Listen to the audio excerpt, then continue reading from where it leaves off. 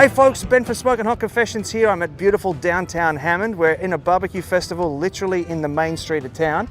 And I've got with me Mike from Chix, Swine Bovine here, who happens to be on the board of directors of KCBS and Operation Barbecue Relief. Mate, you're living the dream. You're everywhere in the barbecue world. I'm retired and it's barbecue. It's a good life. Are you retired though? That sounds like you'd be busier than when you were working. Yeah, but it's both are.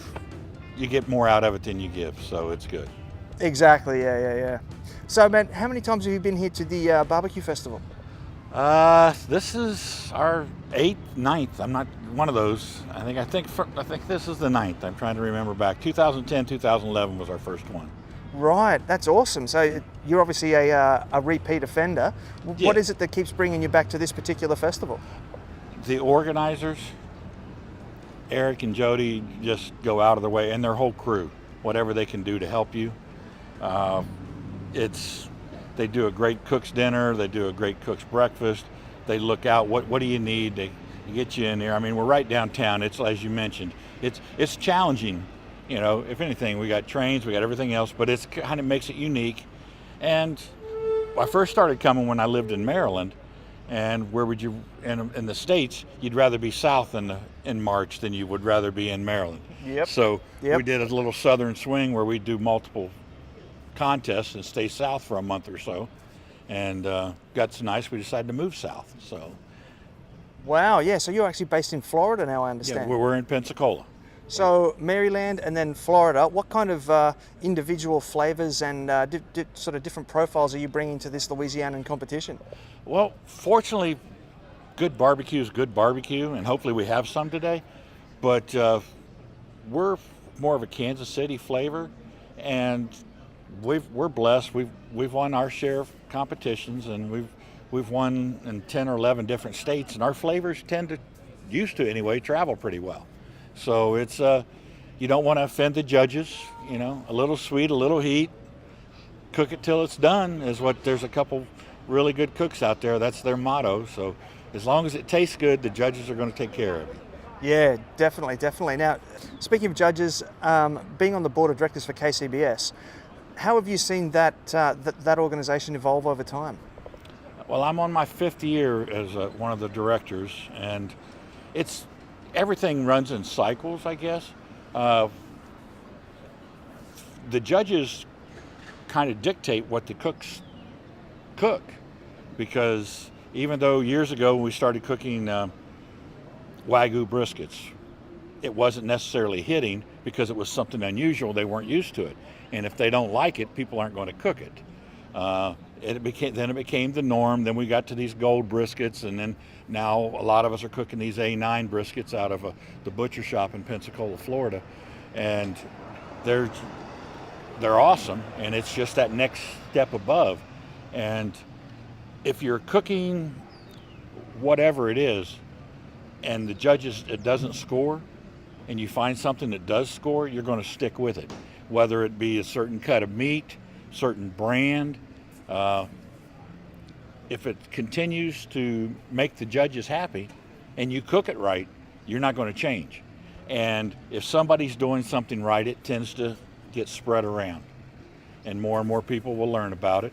And as long as the judges like it, it's going to go. But if their tastes change, then the cooks are going to have to change. That's interesting. I've never sort of thought of it from that perspective. But yeah, I guess the judges really do set the trends in the scene, don't they? Right. I mean, the appearance of the boxes and stuff, you know, you might see another team do something that looks really neat. And if, you know, appearances counts the least, but everything counts when everybody's shooting for a 9 on appearance, because that way you might have a little leeway later on. So that you might have cooks come up with different designs and layouts and things, but it comes down to what it tastes like. You know, what's it feel in the mouth? Does it taste good? When you chew it, is it swelling?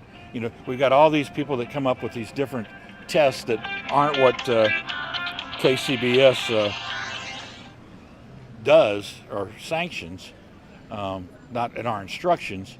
But so this last year we were trying to, okay, what's it feel like in your mouth? Does it feel good? Is it swelling? Is it real chewy? Is it tough? You know, you can tell that from your mouth, as well as you can tell Does it taste good? What's the flavor of it? You know, so it's taste and tenderness. If it's really hard to chew, it's not tender. You know, if it's real mushy, that's too tender. So it's really a mouthfeel is what the judges should be going by. Yeah, right. Yeah, absolutely. So before I let you go, can you tell me a bit about what you're cooking on this weekend? This is the best smoker on the circuit. Of course. No, it literally is. It's probably one, I don't know the exact number, but I would say more grand championships than any other. And will say more world championships than any other pit. Really? Wow. It's a Jambo pit made by Jamie Gear out of Burleson, Texas. I can point, there's 5, wait, 1, 2, 3, there's 4 just on this street right here. I can see 3 right there. There's 1 on the other side of us right here. There's, I mean, within 50 feet of me, there's 10 of them right here easy, if not 12. And that's just on this little block.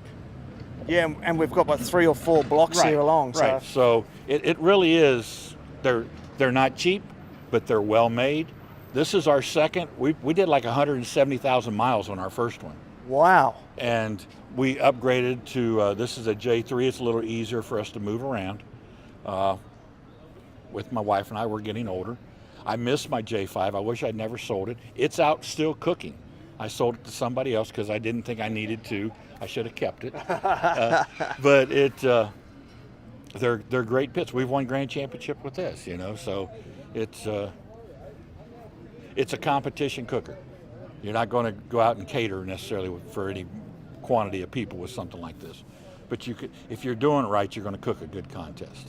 So is that just a question of volume then? Because it's, what's that, 24-inch by? This is a 30-inch barrel.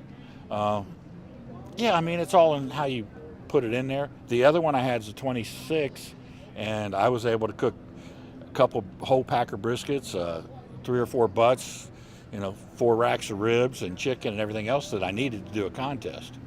So it works. I mean, but you know, you get the Old Hickory Pits, which does a lot with Operation Barbecue Relief and donates some awesome equipment for us.